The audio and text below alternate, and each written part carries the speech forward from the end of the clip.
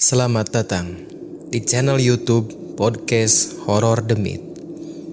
Buat kalian yang baru datang, silakan klik tombol subscribe dan klik tombol loncengnya. Jangan lupa pakai headset kalian dan selamat mendengarkan. Aja salang surep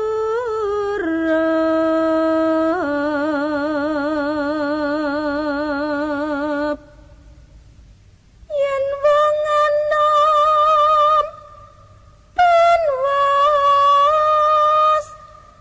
tamtu.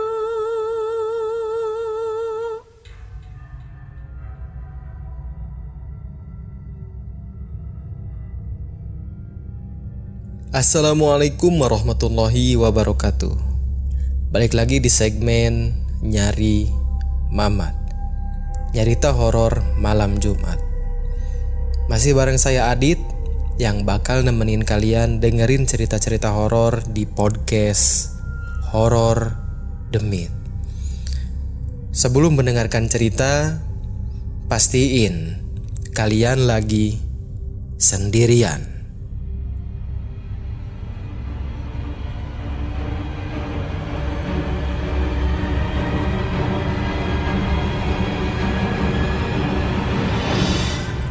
Di episode kali ini, saya dapat cerita dari salah seorang narasumber. Sebut aja namanya Kinan. Dia ini cewek.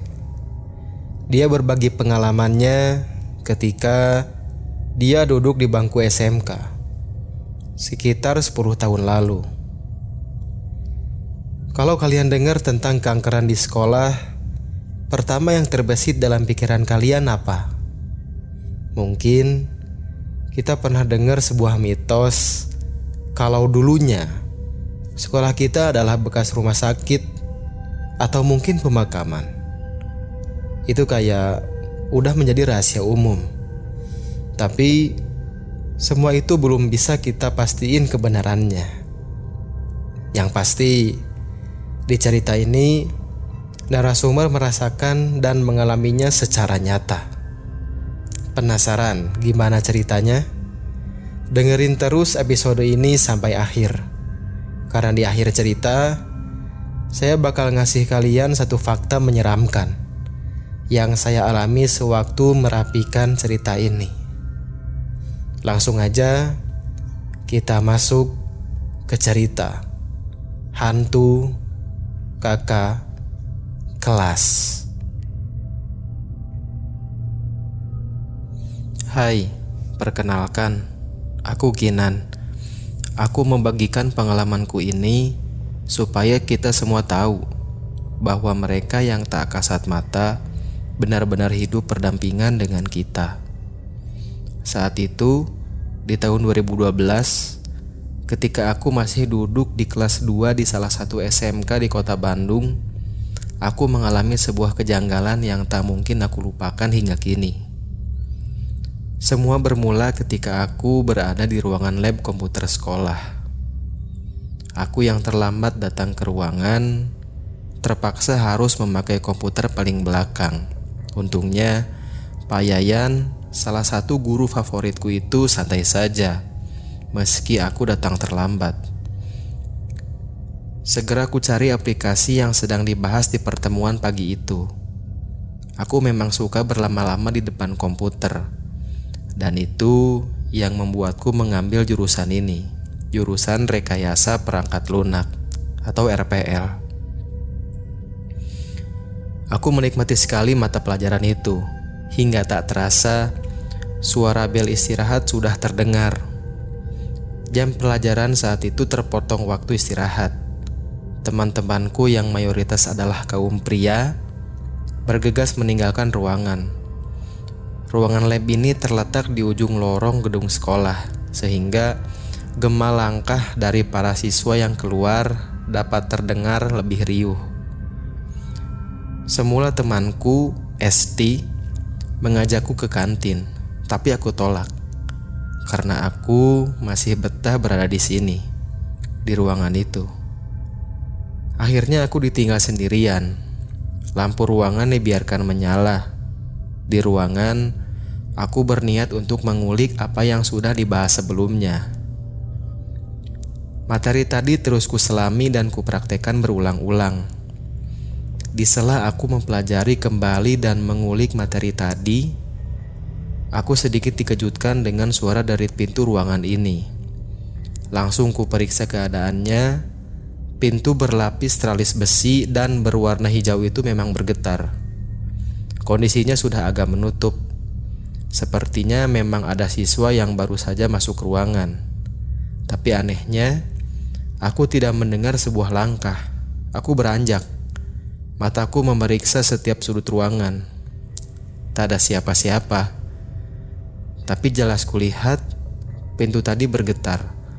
Bahkan kunci yang menempel pun masih bergoyang sedikit kencang. Aku berkeliling, melangkah perlahan memeriksa setiap celah. Tapi tetap tak ada siapa-siapa. Sempat terlintas di pikiranku mungkin saja itu angin. Tapi setelah kupikir-pikir lagi, angin apa yang bisa menggeserkan pintu bertalis itu? Berat loh. Kami para siswa pun butuh tenaga lebih untuk bisa membuka dan menutup pintu berlapis itu. Aku berusaha cuek dan bodoh amat, karena menurutku mengulik pembelajaran tadi jauh lebih penting. Aku kembali menghampiri meja komputerku, duduk manis dan melanjutkan eksplorasi. Beberapa menit setelah itu, aku mendengar suara yang berbisik, "Coba buka folder yang di-hide." Aku tidak langsung melihat sumber suara itu karena kupikir itu suara siswa yang tadi masuk yang mungkin saja luput dari pencarianku tadi. Suara itu menuntunku menemukan folder yang dia maksud. Setelah ketemu, baru ku cari sumber suara. Aku menengok ke samping kanan, tapi tidak ada siapa-siapa. Aku tak begitu memperdulikannya. Aku menatap kembali layar komputer. Di layar itu, aku dibuat penasaran oleh sebuah aplikasi yang tersimpan di sana. Aplikasi itu kubuka. Ternyata itu aplikasi chatting. Tampilannya cukup menarik, seperti Yahoo Messenger. Tertera di panel sebelah kiri aplikasi itu, seseorang sedang online, simbolnya hijau. Aku tak dapat memastikan itu siapa karena username-nya hanya bertuliskan no name atau tanpa nama. Aku penasaran. Lantas, kupilih nama user tak dikenal itu untuk kukirimkan pesan. Tapi, ternyata ia terlebih dahulu mengirimkanku pesan. "Hai," katanya. "Hai juga, kamu siapa?" Aku membalas pesannya. Katanya, "Aku Arya. Aku sekolah di sini. Kamu kelas apa?" Belum sempat aku menerima jawaban dari seseorang yang mengaku bernama Arya itu, lonceng sekolah berbunyi nyaring. Tanda jam pelajaran sudah masuk kembali. Aku sedikit terkaget sehingga pandanganku teralihkan dari layar komputer. Semua temanku kembali ke ruangan. Kembali kulihat layar komputer, tapi di layar itu aplikasi tadi sudah tidak ada. Yang kulihat hanya beberapa baris ikon aplikasi lain dan wallpaper khas Windows XP kalau kalian tahu. Di panel bawah pada layar komputer pun bersih. Tak ada aplikasi yang terbuka. Mumpung Pak Yayan belum kembali ke ruangan, aku menyempatkan untuk mencari keberadaan aplikasi itu. Aku masih penasaran dengan sosok Arya, karena setahuku, aplikasi itu bersifat dua arah. Tidak akan mungkin akan terjadinya chat atau berkirim pesan jika hanya satu orang yang mengaktifkan aplikasinya. Kutelusuri kembali folder yang tadi sempat kubuka. Tidak ada. Bukan hanya aplikasinya, bahkan folder itu pun tidak aku temukan. Aku sempat berpikir kalau tadi itu aku sedang berhalusinasi, tapi rasanya tidak mungkin. Jelas-jelas aku membuka aplikasi itu dan sempat mengirimkan pesan kepada Arya. Singkat cerita, jam pelajaran pun selesai. Ditemani Esti, teman baikku, aku masih berada di ruangan. Tak lupa juga, aku sebelumnya meminta izin kepada Pak Yayan, hanya sebentar. Aku masih penasaran dengan apa yang terjadi padaku tadi. Esti bertanya, "Lu kenapa sih, Nan?" "Abis ini pelajaran Bu Wiwin, galak loh dia." Aku menjawab, "Bentaran doang. Gue nyari sesuatu di komputer ini," jawabku sembari menelusuri kedalaman perangkat lunak komputer itu. "Nyari apaan sih?" Esti penasaran. Tapi tak aku jawab. Setelah beberapa saat aku mencari, aku tetap tidak menemukan aplikasi itu. Ya sudah, aku mengajak Esti kembali ke kelas. Kami beranjak, melewati beberapa meja komputer. Esti melangkah lebih dulu, lalu ia mematikan lampu ruangan. Hampir berbarengan dengan matinya lampu ruangan, dari ekor mata kiriku, aku melihat bayangan seseorang berambut pendek, sedang duduk di samping meja komputerku. Segera kunyalakan lagi lampu ruangan, namun bayangan itu menghilang. Padahal tadi samar kulihat seseorang berambut cepak, tubuhnya kurus, sedang terduduk menghadap komputer. Esti sedikit memarahiku. "Ayo Nan, Bu Wiwinnya keburu datang." Lampu ruangan kumatikan lagi. Kemudian kami bergegas menuju kelas. Keesokan harinya di jam istirahat, aku mengendap masuk ke ruangan lab komputer. Kebetulan ruangan belum dikunci oleh Pak Rahman. Aku masih penasaran. Kali ini aku membawa flash disk. Aku akan kembali mencari aplikasi itu untuk kubedah lebih lanjut di rumah. Aneh sekali, hawa di ruangan ketika itu mendadak berbeda sekali. Walaupun lampu sudah kunyalakan, namun perasaan mencekam itu membuat bulu kuduku berinding. Aku tak merasakan itu di hari sebelumnya. Sempat kuurungkan niatku, tapi rasa penasaranku mengalahkan semuanya. Hampir lemas aku menahan rasa takut. Kulangkahkan kaki dengan cepat menuju komputer yang kupakai kemarin. Kunyalakan dan segera mencari aplikasi itu. Dan ajaib, aplikasi itu ternyata ada. Berarti memang benar. Hari sebelumnya aku panik sehingga tidak dapat menemukan aplikasi itu. Dengan segera, kupindahkan aplikasi itu ke dalam flash diskku. Aku membukukan badanku. Kuraih flash diskku dan kucabut dari colokannya. Ingin rasanya bergegas keluar dari ruangan. Mencekam sekali. Belum lagi aku teringat dengan bayangan laki-laki berambut cepak di samping meja komputerku di hari sebelumnya. Beberapa kali aku mengelus-ngelus bagian belakang leherku. Bulu-bulunya terasa berdiri semua. Sebuah suara mengagetkanku. "Lagi ngapain kamu?" Itu ternyata Pak Rahman. Katanya dia akan segera mengunci ruangan. Dia memintaku segera pergi. Buru-buru aku keluar ruangan ini, cepat-cepat memakai sepatu dan bergegas masuk kelas. Yang terpenting aplikasi itu sudah ada di tanganku. Bukan hanya tertarik ingin membuat aplikasi serupa. Bersamaan dengan itu aku ingin mencari tahu siapa Arya. Jam 10 malam, di kamarku aku membuka laptop. Kupindahkan aplikasi yang sebelumnya baru kudapat dari ruangan lab komputer. Kujalankan aplikasi itu dan terlihat Arya sedang online. Aku memberanikan diri memulai percakapan. "Hai Arya." "Hai juga." Dia membalasku. Tanpa basa-basi, aku langsung bertanya ke intinya. "Kamu ini sebenarnya siapa?" "Aku Arya," katanya, "yang bikin aplikasi ini." Aku lalu membalas, "Maaf, Anda guru di sekolah ini?" Aku takut kalau ia adalah salah satu guru di sekolahku. Dia membalas, "Bukan, aku siswa, sama kayak kamu." Aku lalu menulis, "Ngomong-ngomong, aku gak kenal siswa yang namanya Arya loh di sekolah." Aku bingung, karena sejauh yang aku ketahui, aku tidak pernah mengenal nama itu di sekolahku. Dia lalu membalas, "Oh iya, aku kelas 11 RPL 2. Namamu siapa?" Membaca itu aku tersentak, karena itu kelasku. Tapi aneh, aku sama sekali tidak mengenalnya. Sangat jelas aku mengenali semua siswa di kelasku. Tapi yang aku heran, tak ada di antara teman-temanku yang bernama Arya. Namaku Kinanti Radistia Anjani. Kamu benar siswa 11 RPL 2. Aku menulis itu sambil gelagapan. Arya membalas, iya benar. Pak Yayan kan guru aplikasinya?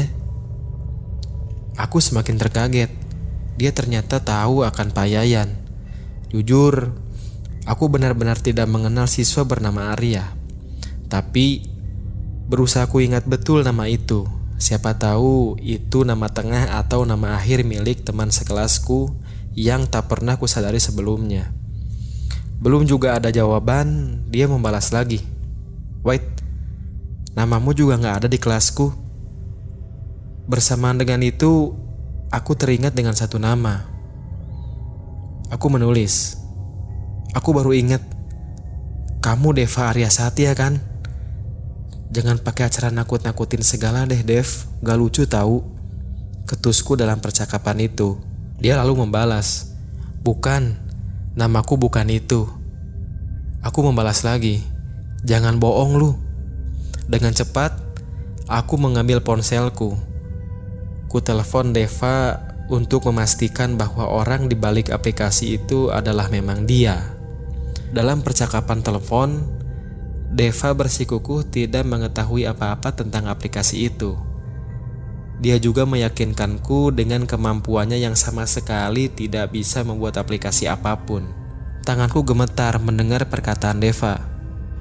Kulihat layar laptop, notifikasi pesan itu ada lagi. Perlahan kubuka isi pesannya. Siswa aneh yang mengaku bernama Arya di seberang sana memberitahuku sesuatu. Dia menulis, namaku Arya Panuwijaya, angkatan 2010. Aku salah satu siswa berprestasi di sekolah. Aku yang membuat aplikasi ini untuk perlombaan. Tapi belum sempat selesai, aku sudah meninggal. Kamu angkatan berapa? Ya Tuhan, apa aku sedang berkirim pesan dengan hantu? Aku ketakutan. Dengan sisa-sisa keberanian, aku mematikan laptop. Layarnya langsung menjadi gelap. Sialnya, saat itu aku lupa menyalakan lampu kamarku terlebih dahulu. Aku memang terbiasa tidur dalam keadaan gelap. Namun malam itu, aku tidak mau melewati malam dengan kegelapan. Kurai saklar lampu yang menempel di dinding dekat ranjangku. Sebelum jari jemariku menekan saklar itu, sekilas dari layar laptopku, aku melihat bayangan seorang lelaki berambut cepak. Tubuhnya kurus. Ia sedang duduk tepat di sampingku, menatapku sambil tersenyum dingin. Tubuhku langsung lemas. Keadaan menjadi gelap gulita. Seketika itu aku pingsan.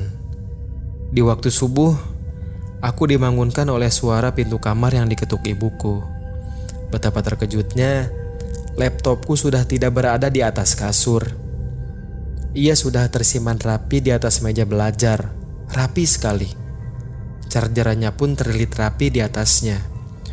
Bulu kuduku kembali merinding. Siapa yang memindahkannya? Semalam, aku sendirian di kamar. Dan keadaannya pun sudah terkunci. Tidak mungkin itu ibuku, karena ibuku tidak mempunyai kunci duplikat kamar. Kecuali kalau itu ulah Arya. Di sekolah, aku membawa laptopku. Aku tetap ingin memastikan kepada Pak Yayan, apa Arya memang benar pernah bersekolah di sekolahku, atau memang ada orang yang iseng yang sengaja menjahiliku. Dan itu bukan Deva. Kuhampiri Pak Yayan di ruang guru. Ia tengah duduk santai dengan secangkir kopi di meja kerjanya. Dia bertanya ramah, ada apa? Semua kejadian janggal yang kualami semalam, kuceritakan saat itu juga. Setelah mendengar ceritaku, tak ada ekspresi terkejut sedikit pun dari Pak Yayan. Ia hanya tersenyum. Aku ingin jawaban pasti. Aku bertanya, "Apa Bapak bisa jelasin?" Dia menjawab, "Iya, dia siswa angkatan 2010, kakak kelas kamu. Dulu Arya sangat berprestasi. Dia ikut perlombaan buat aplikasi. Tapi karena penyakitnya sudah terlalu parah, dia meninggal." Aku tertegun. Pak Yayan melanjutkan penjelasannya. Aplikasi itu sebenarnya sudah dihapus. Semua komputer di ruangan lab juga sudah diinstal ulang. Bapak juga nggak ngerti kenapa aplikasi itu masih bisa kamu temuin. Kemudian Pak Yayan meraih ponselnya. Ia seperti mencari sesuatu. Pak Yayan memperlihatkanku sebuah foto dan bilang, "Nih, ini orangnya." Dari dokumentasi itu, aku melihat Pak Yayan tengah duduk dengan seseorang yang perawakannya sudah kukenal. Pria berambut cepak, tubuhnya kurus, wajahnya sudah pucat karena sakit. Aku dapat memastikan ia adalah siswa yang kulihat bayangannya di ruangan lab dan dari pantulan layar laptopku semalam. Ia adalah Arya. Cerita di episode kali ini ngingetin saya sama salah satu film dari Thailand. Judulnya Forbia, 4BHIA. Kalian bisa cek. Di salah satu bagian di filmnya, itu nyeritain kejadian yang kurang lebih sama apa yang diceritain di episode ini. Oke, ngomong-ngomong soal fakta menyeramkan yang saya alami di balik cerita ini adalah ketika saya ngerapihin ulang tulisan dari narasumber ke tulisan yang lebih rapi, saya kan ngebayangin satu sosok yang tadi di deskripsi ini cerita. Nah, awalnya narasumber tidak sama sekali nyebutin secara spesifik ciri-ciri dari sosok itu. Jadi dia cuma nyebutin bahwa itu adalah sosoknya cowok, gitu aja. Tidak menyebutkan dia berambut cepak dan tubuhnya kurus, itu enggak. Hanya imajinasi saya. Tapi setelah saya recheck ulang ke narasumber tentang ciri-ciri sosok itu, ternyata apa yang saya bayangin dengan apa yang narasumber lihat itu sama persis ciri-cirinya, tahu nggak? Sosok cowok, berambut cepak, dan tubuhnya kurus. Pertanyaannya, apa itu sebuah kebetulan?